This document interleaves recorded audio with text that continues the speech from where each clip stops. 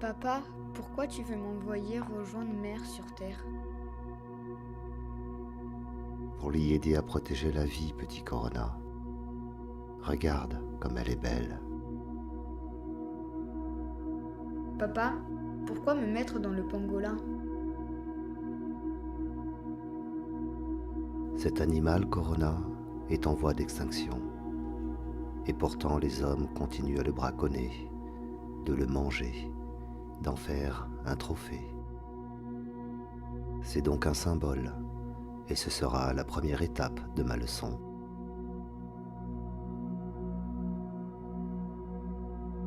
D'accord, papa, mais pourquoi tu veux me faire naître en Chine? La Chine devient la première puissance du monde des humains. Elle est le symbole de la mondialisation, de l'exploitation et la destruction de toute forme de vie, de l'égoïsme et de l'avidité des hommes. Et très vite, tu te répandras partout où l'homme a suivi le même chemin. Et quelle forme vas-tu me donner, papa? La forme d'une simple vie de plus, invisible pour eux. Un virus qui va principalement infecter leur souffle de vie. Mais pourquoi? Tu vois, presque partout ils ont pollué la terre pour s'en nourrir et dérober ses trésors.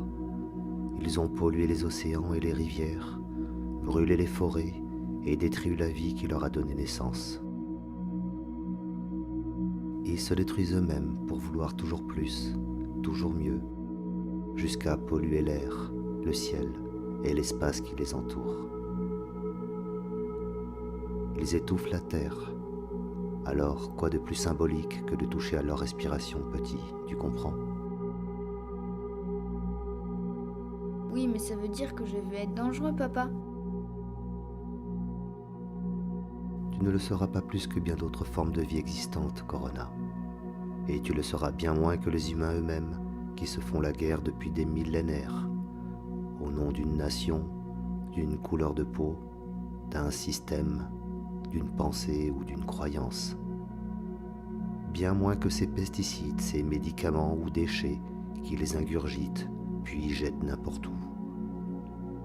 Alors que tant d'humains meurent chaque jour de soif, de faim, de maladies qu'ils savent pourtant guérir. La seule vraie différence, c'est que toi, même invisible, ils te verront partout, et en même temps. D'accord, papa, mais tu crois que ça va marcher ton truc là, alors?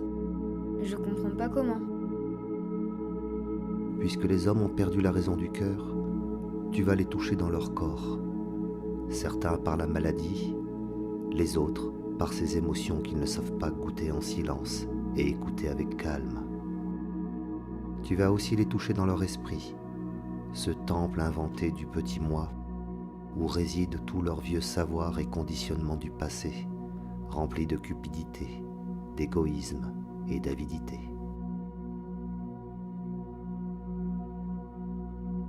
Oui, mais alors, les hommes vont avoir peur de moi. Oh mon petit, oui. C'est sur cela d'ailleurs que je compte pour qu'ils cessent de se croire civilisés et deviennent enfin des vrais humains. La peur sera là dès le début, partout, d'où qu'ils viennent. Puis, la privation de leur prétendue liberté par un isolement forcé, l'effondrement de leurs fausses valeurs économiques, morales, sociales ou politiques, de leurs croyances. Je veux les immobiliser totalement et massivement, comme une invitation pour chacun vers un voyage dans leur monde intérieur, pour qu'ils découvrent qui ils sont vraiment, qu'ils sont les mêmes psychologiquement aux quatre coins du monde sans la moindre différence. Ils se disent bons et justes la plupart du temps, et pourtant, ils ne cessent de critiquer, de revendiquer, de semer le chaos au nom de l'ordre et la morale. Ils ont tous tant de colère, de peur et de désirs égoïstes. Alors qu'ils se regardent et qu'ils s'acceptent enfin tels qu'ils sont, en toute lucidité. sans masque. Et il se passera quoi sur Terre en attendant? Eh bien, elle va pouvoir enfin respirer. Et dans cet hémisphère nord où tout a commencé, le printemps va pouvoir rayonner comme il ne l'a jamais fait depuis si longtemps.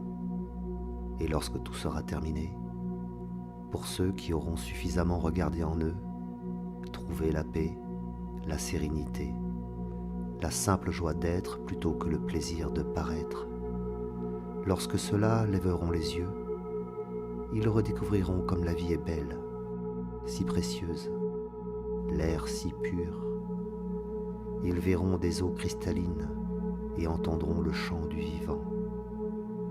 Ils redécouvriront qu'ils ont une famille, des voisins, souriront de tout et de rien, même à l'inconnu. Et lorsqu'ils retoucheront à la terre, beaucoup lui donneront plus qu'ils n'en prendront. Et peut-être qu'ils seront assez nombreux pour inventer un nouveau monde, dénué du pouvoir de l'ego, du monde du désir et de la peur. Tu es dur, papa. Tu aurais pu alerter avant de taper aussi fort. Mais Corona, avant toi, j'ai envoyé plein d'autres petits. De tout type. Des maladies comme des arcs-en-ciel. Une simple brise ou la douceur d'une fleur, d'un arbre pour les envelopper. Même une poignée d'hommes pour les guider. Certains ont compris, mais ils étaient trop peu. Et leur monde s'y cloisonnait déjà. Les humains ont un cœur immense. Quand ils veulent faire quelque chose, ils le font. Ils ont créé de formidables technologies, mais s'en sont servis pour dominer plutôt que pour donner. À l'image de ces hommes qui sont allés sur la Lune et y ont planté un stupide drapeau.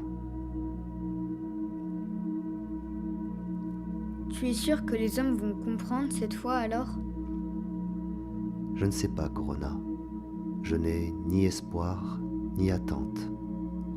Les hommes ont toujours eu leur destinée dans leur cœur plutôt que dans leurs mains.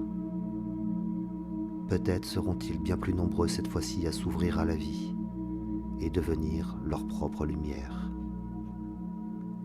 Nous verrons bien. Mais je ferai tout ce qu'il faut pour préserver la Terre. Merci, papa, de m'avoir dit tout ça. Alors, tu es prêt maintenant ? Oui, papa. Alors, j'y vais.